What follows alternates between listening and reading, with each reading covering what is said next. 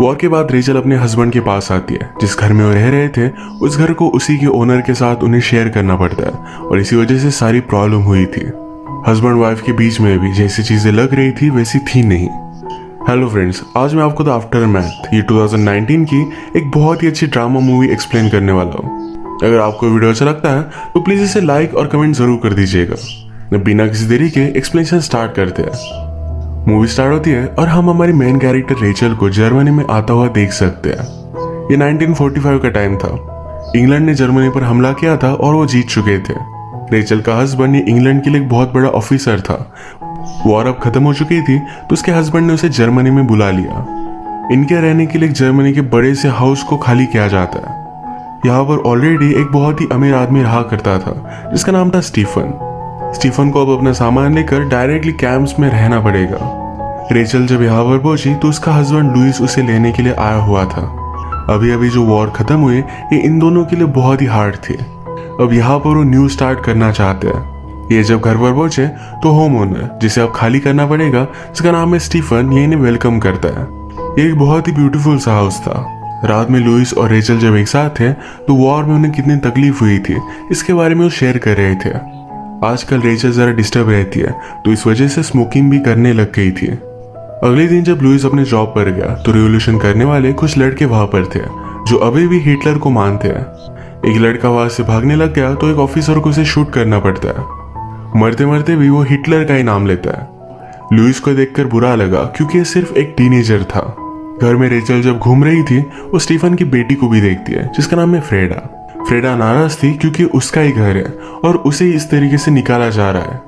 थोड़ी देर में जब लुइस घर पर आया तो रेचल उसे पूछती है कि प्रीवियस ओनर यहाँ से कब जाएगा। लुइस दिल का बहुत ही अच्छा था। वो कहता है बाहर हालत बहुत ही ज्यादा खराब है। अगर हमने स्टीफन और उसकी बेटी को इस तरीके से बाहर भेज दिया तो उनके खाने पीने का भी कोई भी ठिकाना नहीं रहेगा।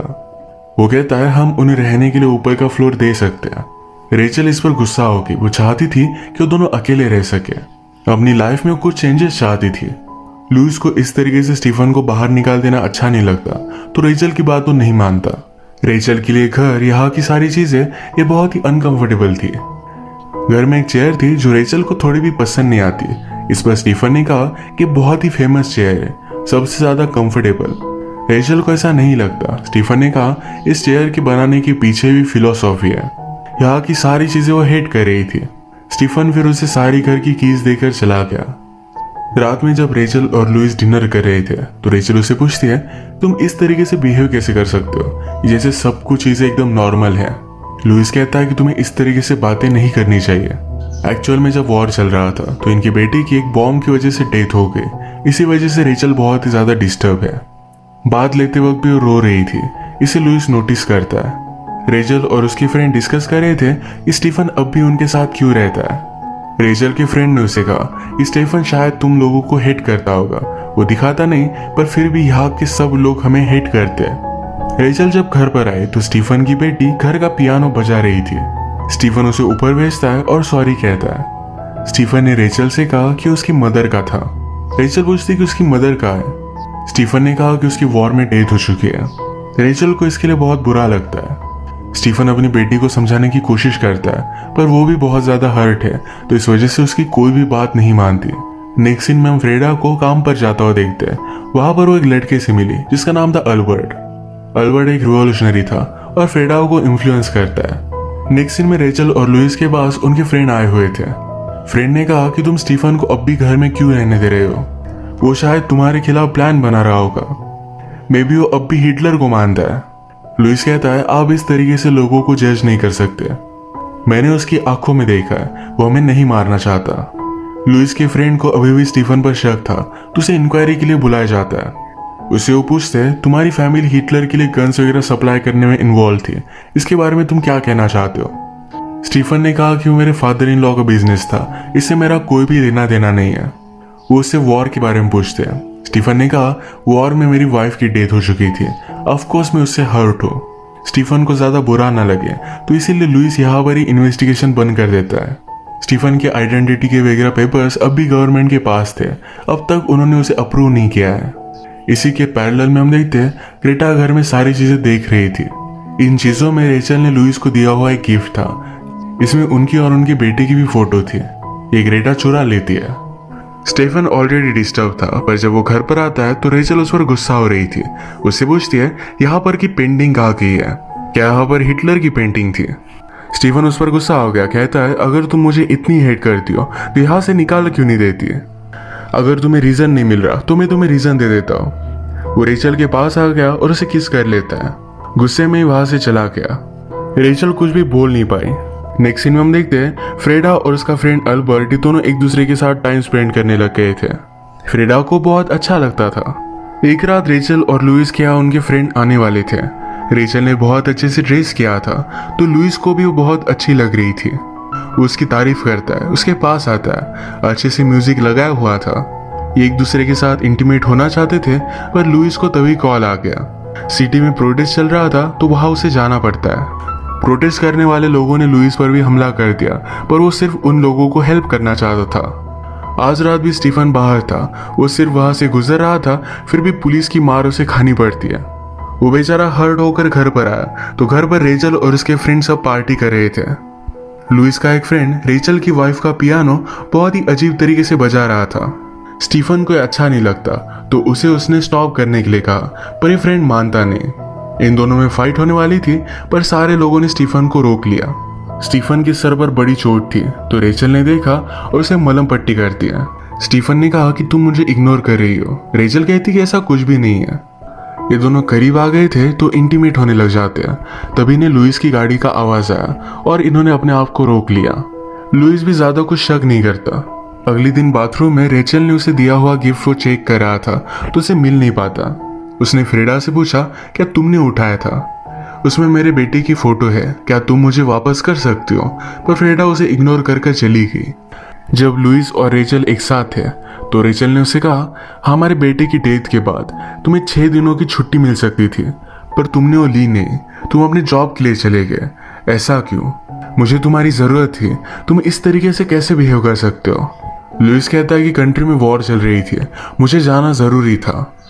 वो इस पर ज्यादा बात नहीं करना चाहता तो यहाँ से चला जाता है। 5-6 दिनों के लिए लुइस को काम पर दूर जाना पड़ता है। एक शाम रेचल बहुत ही अकेली पड़ गई थी। वो पियानो बजाने लग जाती है। ये वही धुन थी जो स्टीफन की वाइफ बजाया करती थी। ये सुनकर फ्रेडा भी उसके पास आ गई। वो भी उसके साथ प्ले करने लग गई। एक नोट बजाते बजाते फ्रेडा ने गलती कर दी तो रेचल कहती है, मेरा बेटा अभी कभी भी ये नोट बजा नहीं पाता था। उसे अपने बेटी की बहुत याद आ रही थी तो वैसे वो रोने लग गई। स्टीफन फिर उसके पास आया और उसे सहारा देता है। अगले दिन रेचल ने स्टीफन और फ्रेडा को ब्रेकफास्ट के लिए बुलाया। इवनिंग में सब मूवी देख रहे थे। जब फ्रेडा यहाँ से चली गई, स्टीफन और रेचल अकेले थे तो एक दूसरे के साथ इंटीमेट हो जाते हैं। नेक्स्ट सीन में हम देखते हैं गवर्नमेंट के खिलाफ काम करने के लिए कुछ लोग टीनेज लड़कों का फायदा उठा रहे थे। लुइस इसकी इन्वेस्टिगेशन कर रहा था। इसमें हम देख सकते हैं कि अल्बर्ट का भी फोटो है, फ्रेडा का बॉयफ्रेंड। पैरेलल में रेचल और स्टीफन एक दूसरे के साथ मजे कर रहे थे। स्टीफन रेचल से कहता है, तुम मेरे साथ खुश हो, तुम्हारे चेहरे पर स्माइल है। जब से तुम यहाँ पर आई तब से तुमने कभी भी स्माइल नहीं किया था। मैं अब यहाँ से दूर चले जाने वाला हूँ, माउंटेन्स में रहने वाला हूँ। एक अच्छा सा घर बिल्ड करूंगा जहाँ पर तुम भी मेरे साथ आ सकती हो। रेचल कहती कि अब तक तुम्हें तुम्हारे पेपर्स नहीं मिले हैं। स्टीफन कहता है कि ये सब हो जाएगा। नेक्स्ट सीन में हम देखते हैं कि फ्रेडा जब अल्बर्ट के पास आई हुई थी तो उससे वो लुइस के बारे में पूछ लेता है। हमेशा उसे लुइस के बारे में सारी इन्फॉर्मेशन जाननी थी। स्टीफन को उसके पेपर जल्द से जल्द मिल जाए, इसीलिए रेचल अपने फ्रेंड से हेल्प मांग लेती है। उसके फ्रेंड को भी पता चल गया था कि स्टीफन और रेचल के बीच में अफेयर है। लुइस जब अपने काम से घर पर वापस आया तो बहुत ही खुश था। वो कहता है, मेरे पास एक गुड न्यूज है। ये गुड न्यूज देने के लिए उसने स्टीफन को भी नीचे बुलाया। उसने कहा कि अब हम दोनों फिर से इंग्लैंड वापस जाने वाले हैं। रेचल भी पहले यही चाहती थी, पर अब स्टीफन की वजह से वो बहुत ही ज्यादा कंफ्यूज हो गई थी। आज रात दोनों पार्टी पर जाने वाले थे। इसकी इन्फॉर्मेशन फ्रेडा अल्बर्ट को दे देती है। पार्टी में जाने से पहले रेचल स्टीफन से छुप छुप कर मिली। स्टीफन कहता है कि उसे बता दो। रेचल डर रही थी, पर स्टीफन बता देगा इससे पहले उसे ही बताना था। रेचल और लुइस फिर पार्टी में गए। लुइस का फ्रेंड उसे कहता है, अगर तुम्हें कुछ हेल्प की जरूरत थी तो मुझसे डायरेक्टली मांग लेते। स्टीफन के पेपर्स को अप्रूव करने के लिए तुम्हारी वाइफ को भेजने की क्या जरूरत थी? इस बात से लुइस को रेचल पर शक आ गया। वो जिस तरीके से बिहेव कर रही थी, ये सारी चीजों को सोचने लग गया। उसके पास जाकर उसे कन्फ्रंट करता है। कहता है कि जो भी मैं सोच रहा हूँ ये क्या सब कुछ सच है। रेचल उसे सॉरी कहती है। स्टीफन गुस्सा था तो रेचल ने कहा, हमारे बेटे की डेथ हो जाने के बाद सब कुछ बदल गया था। तुम मुझे छोड़कर चले गए थे। हमारे बेटी की डेथ के लिए तुम मुझे दोषी मानते हो। वो गुस्से में यहाँ से जा रही थी तो लुइस भी उसके साथ आता है। अचानक से अल्बर्ट ने इन पर हमला कर दिया। एक आदमी मारा जाता है और लुइस ने अल्बर्ट का पीछा किया। अल्बर्ट भागते भागते एक स्नो से भरी हुई रिवर तक आ गया था। वो अब आगे जा नहीं सकता था।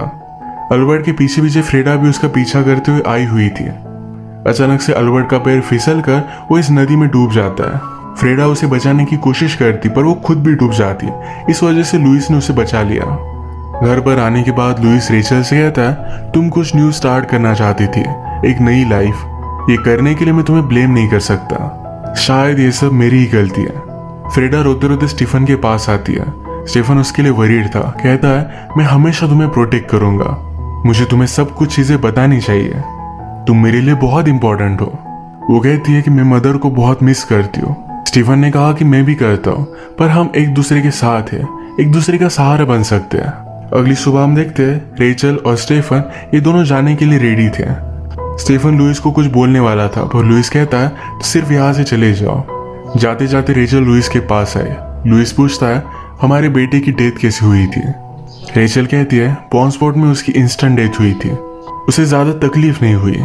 लुइस कहता है, मुझे कभी भी तुम्हें छोड़कर जाना नहीं था पर मुझे जाना पड़ा। जब भी मैं तुम्हें देखता था तो हमारे बेटे की मुझे याद आती थी। तुम्हारा हंसना, तुम्हारा वॉइस, सब कुछ मुझे उसकी याद दिलाता था। ये कहकर लुइस रोने लग गया। रेचल भी उसे हक कर लेती है। इसके बाद वो स्टीफन के साथ चली गई। लुइस ऊपर आता है, अपने बेटे का शर्ट देखकर बहुत रोता है। स्टीफन और लुइस की ट्रेन निकलने वाली थी पर रेचल अपना माइंड चेंज कर लेती है। स्टीफन कहता है कि प्लीज ऐसा मत करो, मुझे तुम्हारी जरूरत है। तुम फिर से अपनी न्यू लाइफ स्टार्ट करना चाहती थी। रेचल कहती कि मैं अब भी न्यू लाइफ स्टार्ट करना चाहती हूँ, पर वो लुइस के साथ। वो उसे इस तरीके से छोड़ नहीं सकती। लुइस रेडी होकर इंग्लैंड के लिए जा रहा था पर रेचल उसके पास आके वो उसे गले लगा लेता है। जो भी हुआ इसके लिए एक दूसरे को उन्होंने माफ कर दिया। अपने बेटे के गुजर जाने के बाद ये दोनों पेन में थे और इसी वजह से इस तरीके से बिहेव कर रहे थे। जब सही तरीके से एक दूसरे से इन्होंने बात की तब रियलाइज किया कि दोनों को एक दूसरे की बहुत जरूरत है। इसी के साथ आज का वीडियो हम खत्म करते हैं। अगर आपको एक्सप्लेनेशन अच्छा लगा तो प्लीज इसे लाइक कर दीजिएगा। मैं बहुत सारी मूवीज लेकर आता रहता हूँ तो प्लीज चैनल को सब्सक्राइब कर दीजिए और बेल नोटिफिकेशन आइकन दबाना मत भूलिएगा। हम फिर से मिलेंगे और एक नई मूवी के साथ। तब तक के लिए थैंक यू और आप अपने आप का ख्याल रखिए।